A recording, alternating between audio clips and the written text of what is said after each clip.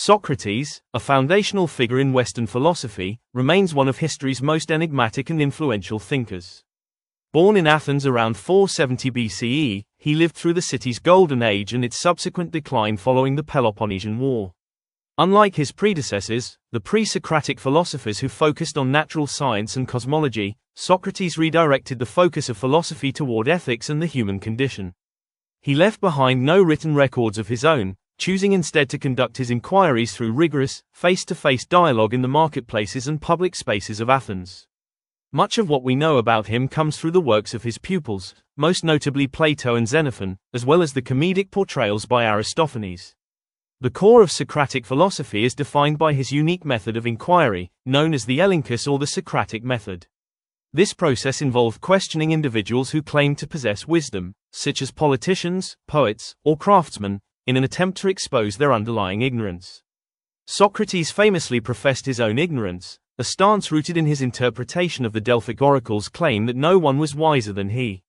He concluded that his relative wisdom lay specifically in the acknowledgement that he knew nothing, a humbling realization that encouraged him to pursue knowledge through constant, critical examination rather than dogmatic assertion.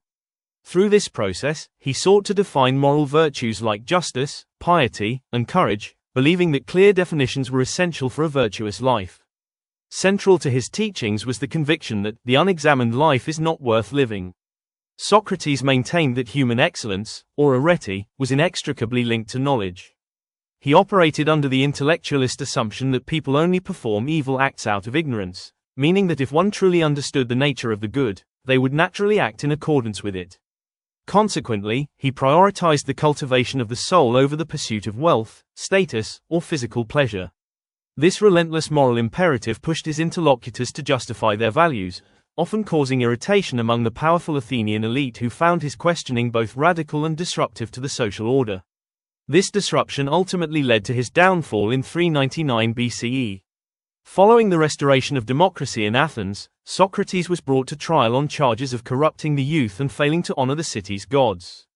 His defense, famously chronicled in Plato's Apology, was not a plea for mercy but a defiant defense of his philosophical mission.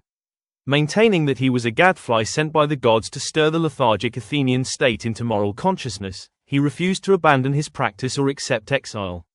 He was sentenced to death, and he spent his final hours discussing the immortality of the soul with his followers before drinking the fatal dose of hemlock. By choosing to die rather than compromise his integrity, Socrates cemented his legacy, transforming his final moments into an enduring testament to the power of intellectual honesty and the primacy of the examined life. Like and subscribe. Reference Tube.